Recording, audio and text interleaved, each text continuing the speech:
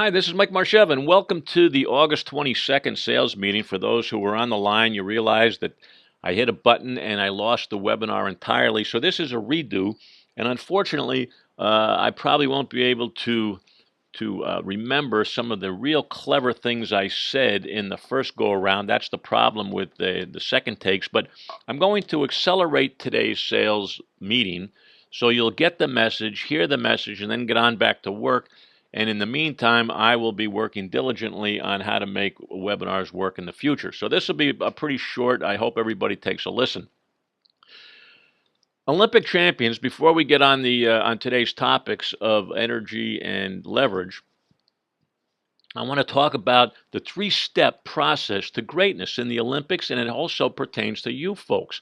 We have to make a decision. We have to decide that we're going to do whatever it takes to achieve our goals, our objectives, either to lose weight or build a business, double our business, whatever your objective is, whatever you want to do, you have to make a decision to do whatever it takes, whatever it takes. That's how you get to be an Olympic champion, and that's how you get to become a successful business practitioner, by making a decision that, yes, you're going to overcome the obstacles. You're not going to get knocked down. You're going to get up each and every time. You're never going to quit. You're going to do whatever it takes to get the job done. And then you're going to make it your mission to understand that nothing or no one is going to stop you from your dream, from achieving your dream. This is what I want. This is what I'm going to get. You're going to make a decision, and then you're going to make it your mission to get the job done. Now, so far, we've just been giving it lip service. But here's step 3, and that is you're going to take action each and every day, not when the sun shines, not when it stops raining, not when you feel like it, not when the stars are in alignment. Each and every day, like a laser, you're going to work on mastering the skills and doing what is necessary. You're going to take the action steps to get the job done. That's what Olympic athletes do, and that's what you're going to do to build your business. I was reviewing a document I was sending out to a potential candidate this morning, and it struck me that this is who I'm dealing with the Inner Circle personnel. The Inner Circle is a group of upbeat, happening, proactive, energetic, enthusiastic professionals. That's you. You're upbeat, happening, proactive, energetic, enthusiastic, not when you feel like it every day. That's your personality. That's who you are. You're in the Inner Circle. You're in a special group of upbeat, happening, proactive, energetic, enthusiastic professionals who understand that the harder they work, the smarter they work, the luckier they get. Now, it was Louis Pasteur who went on record to say that chance favors the prepared mind. Your luck is not going to be happening by carrot cards. You're going to make your luck happen by doing what is necessary. You're going to make that decision to achieve your mission. That's who I'm dealing with on the phone today. And also, the Inner Circle consists of people who know how the game is played. You know you're going to win some. You know you're going to lose some. You know you're going to get frustrated. You know you're going to be rejected and dejected.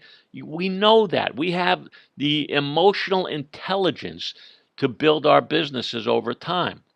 And they know there's no substitute for practice and for learning and for asking questions and for collaborating and for attending meetings like this and for joining communities like the Inner Circle, and perhaps most important, for enjoying the ride. Miley Cyrus said it best: it's about the climb, it's about getting there, not the fact that you got there. It's getting there, enjoying the ups and the downs, the overs and outs, enjoying the ride. Very powerful. And with the ongoing education and the motivation and all that goes with it, we have a website for you to go to on demand. Now, I hope that you do that. I can't enforce that. The information is up there for you. The losers don't go there. They think they know it all. They think they have it all under their belt now. I want you to go up to the Inner Circle website once a day to read or to watch or to listen to just one document. And over time, it will make a huge difference in the way you see things, in the way you react to things, in the way you approach things, in the way you deal with people. One document a day, over time, you will become more successful than you are. So just a couple of comments on the word lazy. Lazy is a four-letter word. That's a bad word, folks. You don't want to be lazy. You can choose not to do something, but not because you're lazy. Lazy is a terrible word. But we're humans. And sometimes we want to take the path of least resistance and we get frustrated. And sometimes good enough seems good enough. And sometimes our customers are such a pain in the neck that we want to do something different. Well, understand that the best in the business, your Olympic competitors, we don't take shortcuts. You do what needs doing when it needs doing to become the best in the business. We practice, we learn, we focus, and we don't become lazy. The other four-letter word that is just as bad as the word lazy is bore, B-O-R-E. Don't be a bore, and don't bore people with your foolishness or with your excuses. But let's stick on lazy. If you're lazy because you're tired, then drink more water, get more exercise, eat better, exercise more, get more sleep. That's what Olympic champions do. They eat right, they exercise right, and they sleep right. And they have energy. They have enthusiasm. They have the skill to perform and the energy to perform. And that's what you have to do. Don't be lazy. That's a terrible thing. And leverage. I want to just make a few comments on leverage because it's so important.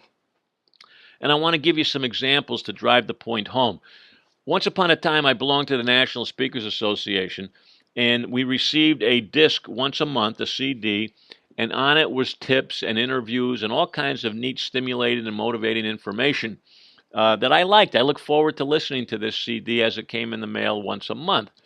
And that's the background. Then, once upon a time, I was invited out to speak to the Jazzercise franchise managers in La Jolla, California. And you may or may not know that Jazzercise is a exercise routine. It's a franchise where local women uh, have local folks exercise to music. It's a fun, upbeat way of doing things. Very good organization, and it works. Well, they were going to raise their dues. I spoke to the managers, so there was my in. And I learned that they were going to increase their dues. And I said, boy, the timing is right to increase them a few more dollars. And then what I could do in their monthly music package, I could insert a CD, which would help the local people market their jazzercise classes better. They were good at the exercise, they were good at the mechanics, but they needed help in marketing the program.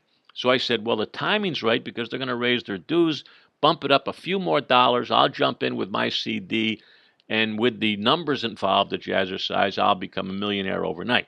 So I wrote a great proposal, sent it out to the person who I knew because I spoke out there. I was very enthusiastic, and they said, Mike, great idea, but no thanks. Okay, here's where the leverage comes in. It was a good idea. I had done the work. So rather than scrap it and feel sorry for myself, I simply said, who else could I send this document to by erasing the name Jazzercise and inserting their name? How could I leverage this piece of work that I had just completed? So I thought of a name of a company, sent it to them, they read it, and they bought it. I did the work for Jazzercise and sold it to Company B. That's called leverage. And the message to you folks is that whenever you do something, a proposal or a trip or a group or whatever you do that makes sense to you and that perhaps is successful, don't reinvent the wheel. Don't go back to square one. Say, who else can I introduce this trip to? If it worked for Group A, chances are it could work for Group B. So leverage your work once it's done. I want you to start thinking like that. In the Nashville, Tennessee story, I was going down to the Sheraton once in Nashville to speak, and I said, who else, who might I call to invite to this program that might help me down the road? I'm going to go down there. I'm going to get the hotel. I'm going to fly. I'm going to make the speech. But who else might listen to it that I could benefit from? Maybe. Well, I went to the Yellow Pages, and I looked under speakers bureaus, and I called on the telephone two strangers. I didn't know who they were. They didn't know me. I called them up stone cold, and I said, I'm going to be at the Sheraton. Feel comfortable to come on over and check me out. One of the bureaus did come. One of them did not come. And both bureaus have booked me since that day a number of times. The most recent, this happened 15 years ago, and one of them has just booked me in Denver next month. So that's another example of leverage. The monthly CD idea was really the jazzercise idea. And I received an email last week. This is the last example, the week's Olympic webinar. And I realized that I needed to get some more new names to introduce myself to. Now, remember, the definition of marketing is to get people to know you, to like you, and trust you. Well, they can't trust you until they like you, and they can't like you until they know you. So know comes first. So how can I get more people to know me?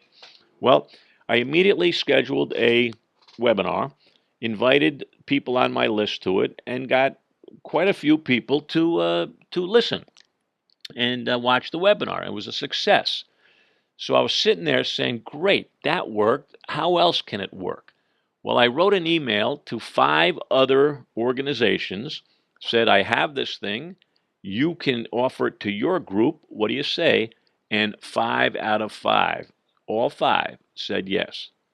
So what does that mean? That means that last Monday, I had an idea, and since that time, over 200 new names know who I am. Now, they just know me, but that's step one. Now I have to get them to like me by following up, and then they have to come to trust me by following up some more and giving them more information.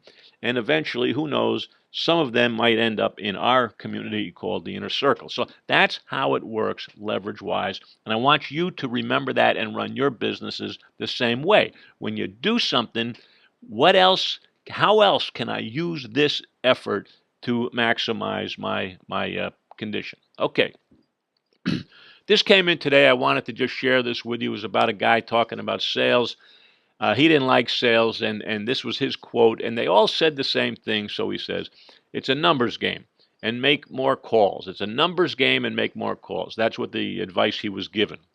A lot of them even advocated, slimy techniques. Well, it's a little tongue-in-cheek. It is a numbers game. I can't refute that, but it's more like a game of darts. If we know who we want to dance with, we can go after that person and ask them to dance with us. If we know who we want to marry, we can go propose to them. If we know who we want to do business with, we can go and approach them and do what needs doing to get the job done. It's just not make more calls. It's just not numbers of running around throwing balls in the air, hoping some of them will fall into a cup. It's more focused strategy. That's the point here. It's not being pushy or arrogant. And in that webinar that I did last week on the Olympics, I just cut out 2 slides I wanted to share with you. I know some of you were on those webinars. This one's my favorite. This is the hurdler. And if you know about the race, it's a race from the starting line to the finish line. It's a speed race to get from A to B. We just happen to put some obstacles in your way called hurdles. But the race is the fastest guy to cross the finish line wins. It's not who looks prettiest going over these hurdles. Well, the speed comes from when your feet are on the ground, not you flying through the air. So the strategy is to get over the hurdles as fast as you can to get your feet back on the ground so you're running again. And it's such a great analogy in business. There are going to be hurdles in your race. You're going to have obstacles. You're going to have problems.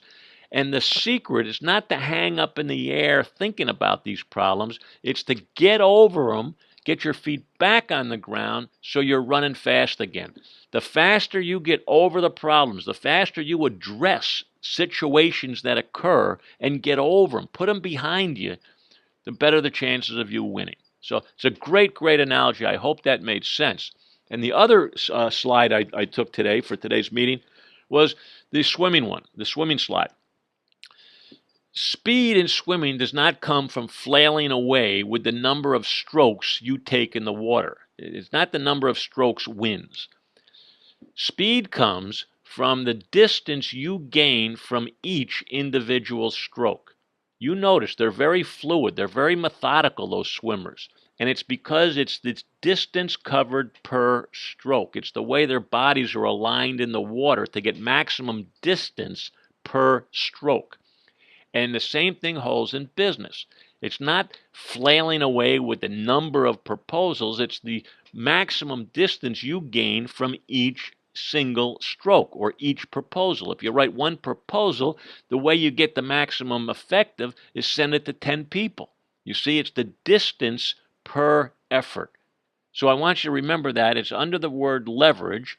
I gave you some examples earlier, and I want you to think about that. As a club, as an entrepreneur, as a person, we're often pleased. We love life. We enjoy the game. We like winning. We like losing. We like the battle itself. But we're never satisfied. That's just the way we are. Now, we have a club, a community, the Inner Circle, and we have sales meetings, and we have open mic sessions, and we have a resource library where the recordings go, and we have email access to me, and we have a group Facebook. Well, that's what we have. And I'm throwing this out to the group. How else can we make this better? How can we make our community better? We're a group of winners. We're proactive. We're happening. We're fun. We're energetic. How can we make this club better? That's the question I have for you today. This is the abbreviated sales meeting. It's probably great because it's only been 20 minutes, 25 minutes. But these are the things I wanted to share with you today. So I'm going to now record this, put it up on the website, get it out to you guys, looking for your feedback. How can we make this club better? Sorry for the mix-up in the original recording, but I think we just covered everything we wanted to cover. So with that, I will talk to you guys later. Thanks for watching this session.